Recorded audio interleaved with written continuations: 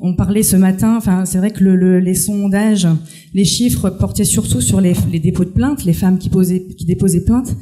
Or, les victimes de violences conjugales, toutes les victimes ne déposent pas plainte, et on a vu que ça demandait un long parcours.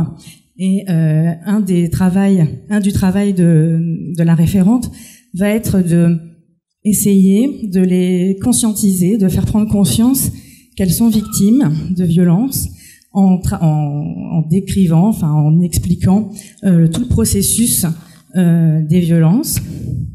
Ensuite, quand ce travail sera abordé, enfin est abordé avec la victime, elle va l'orienter, lorsqu'elle sera prête, vers les associations, en faisant donc aussi un point sur la situation et en faisant un point sur les besoins et en les orientant en fonction de ces besoins donc vers les associations.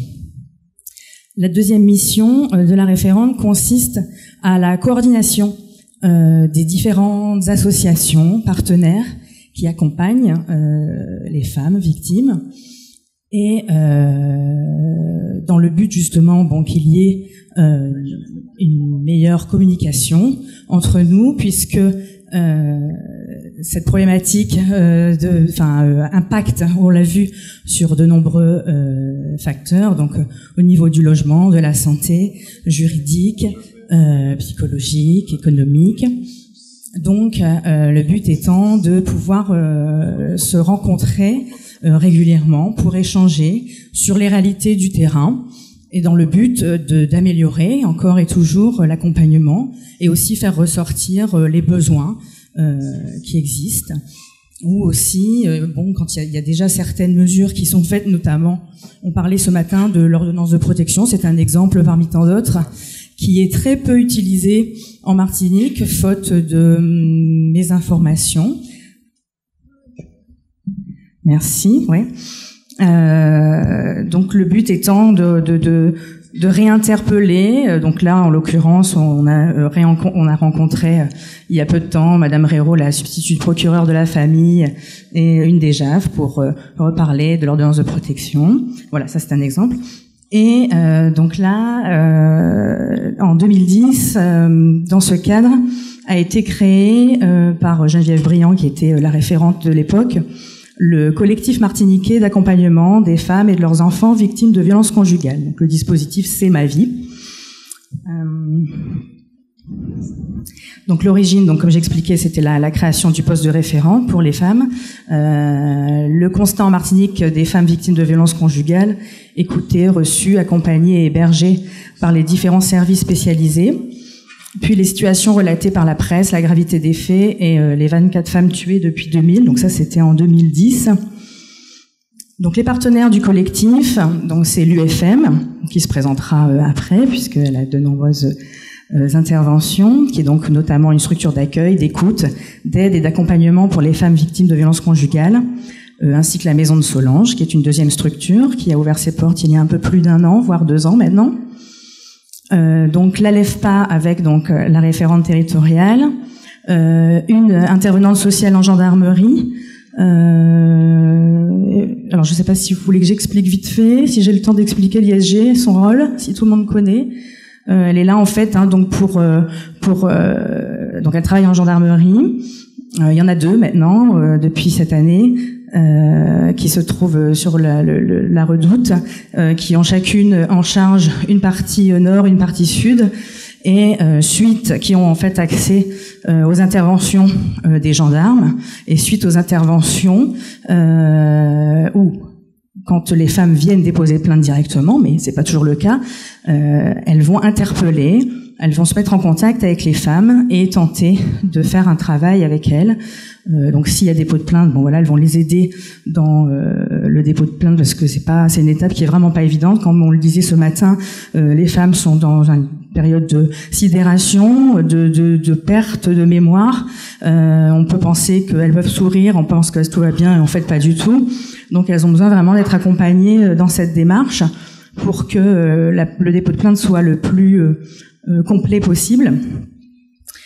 Ensuite, donc, il y a le centre d'hébergement d'urgence donc qui a une capacité de 5 ou 6 hébergements donc dans l'urgence, qui peuvent accueillir pour une période de 15 jours, renouvelable une seule fois.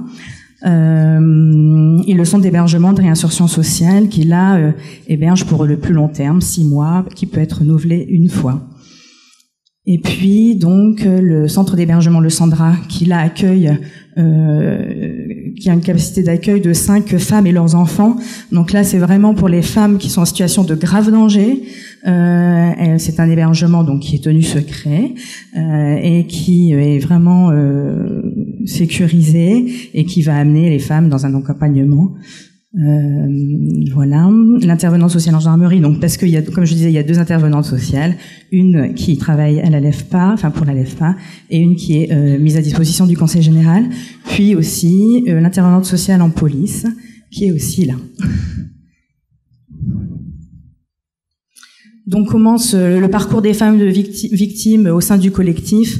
Alors je vais essayer d'être rapide. En fait, bon voilà, il y a plusieurs en amont. Quand la personne n'a pas encore d'accompagnement spécialisé, donc comme je l'expliquais, l'ISG ou l'ISP contacte la femme et l'oriente vers la référente. Si la femme refuse à cet instant un accompagnement spécialisé, ou vers l'UFM, si la femme accepte un accompagnement global. Et ça peut être aussi donc la référente, à la demande de tout professionnel, proche ou victime, écoute, informe sur le fonctionnement des violences conjugales et évalue la situation et les besoins de la femme, puis l'oriente vers l'UFM lorsque celle-ci accepte un accompagnement global, et puis vers d'autres partenaires en fonction, encore une fois, de leurs besoins. Lorsque c'est une situation d'urgence, une situation de crise, les forces de l'ordre, lors d'un dépôt de plainte ou d'une intervention, se mettent en lien avec l'intervenante sociale en gendarmerie ou l'intervenante sociale de police. Celle-ci téléphone ou reçoit la femme victime, puis l'oriente vers l'UFM, le Sandra, le centre d'hébergement d'urgence, en fonction toujours des besoins éminents. L'UFM demande un hébergement auprès du centre d'hébergement d'urgence ou auprès du Sandra. Le centre d'hébergement d'urgence réceptionne la demande, effectue un entretien de préadmission avec la femme en vue d'un hébergement pour 15 jours, renouvelable une fois. Le Sandra réceptionne la demande, effectue un entretien de préadmission avec la femme en vue d'un hébergement de 2 mois. Pour la sortie de crise, donc dans un accompagnement plus global, l'UFM assure un accompagnement social, psychologique et juridique et spécifique aux violences conjugales. Le Sandra héberge pour une durée de 2 mois et accompagne les femmes dans différentes démarches. Le CHRS héberge donc pour une durée de 6 mois, renouvelable une fois, et accompagne les femmes dans différentes démarches. Et la référente violence conjugale, c'est aussi une des missions, c'est la continuité du suivi, rentrer dans ce dispositif et faciliter le partenariat. Donc le suivi, donc l'accompagnement dans la durée, l'UFM à la demande de la femme victime suit son parcours en fonction de ses aspirations et objectifs. Le Sandra, quant à lui, exerce un suivi post-hébergement, une fois qu'elle est sortie et qu'elle a trouvé son propre hébergement. Le CHRS, pareil, exerce des visites à domicile. L'ISG, l'ISP suit les situations préoccupantes par signalement aux institutions. La référente suit sur le long terme les femmes entrées dans ce dispositif en prenant régulièrement contact pour suivre l'évolution de leur situation. S'il y a persistance des difficultés, il peut y avoir reprise d'un accompagnement en les orientant de nouveau vers l'UFM et autres partenaires ressources en lien avec les besoins repérés. Donc, en complémentarité de ce dispositif, nous avons, donc on parlait des enfants qui sont victimes aussi collatéraux de ces violences et qui donc généralement donc la femme quitte le domicile avec les enfants et on parlait tout à l'heure qu'il y a toujours le père, même si il est reconnu violent, a toujours l'autorité parentale, et on parlait aussi de loyauté. L'enfant, même si effectivement il a été victime, ça reste le papa, et il y a des liens quand même qui souhaitent maintenir. Et donc le point rencontre qui a été donc créé par la LEFPA notamment pour maintenir la relation, la prise ou la reprise de contact entre l'enfant et le parent non hébergeant. C'est un lieu tiers et autonome qui permet justement à l'enfant et aux parents, enfin et donc au père, là on peut parler, de toujours d'avoir des titulaires d'un droit de visite qui viennent s'y rencontrer. Ça permet justement à la femme de pas être en contact avec l'auteur des violences et de maintenir la relation parent-enfant. Il y a aussi donc, quand on parlait de prévention, enfin de dispositifs d'aide et de soutien psychologique de la LEFPA, je pense que M. Gavin en parlera davantage. Qui permet à la victime d'être rapidement prise en charge par un psychologue afin d'évacuer les scènes post-traumatiques des violences qu'elles viennent de vivre, puisque parfois, c'est pas forcément évident d'entrer, enfin la femme n'est pas forcément volontaire pour entrer de suite dans un accompagnement plus lourd, mais soit juste dans un souhait de pouvoir au moins verbaliser ce dont elle a vécu.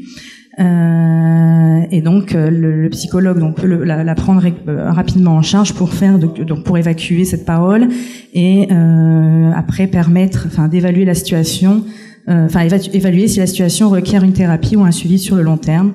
Dans ce cas, la femme sera orientée vers un suivi extérieur. Et donc le dispositif d'intervention socio-judiciaire en direction des auteurs de violences conjugales et des infracteurs sexuels de la FPA, c'est un travail de déconstruction des représentations sociales de la domination de genre auprès des auteurs, pour qui souvent l'acte posé se confond dans une pseudo-tolérance sociale et culturelle, faisant écran à la prise de conscience de l'auteur de sa responsabilité. Voilà.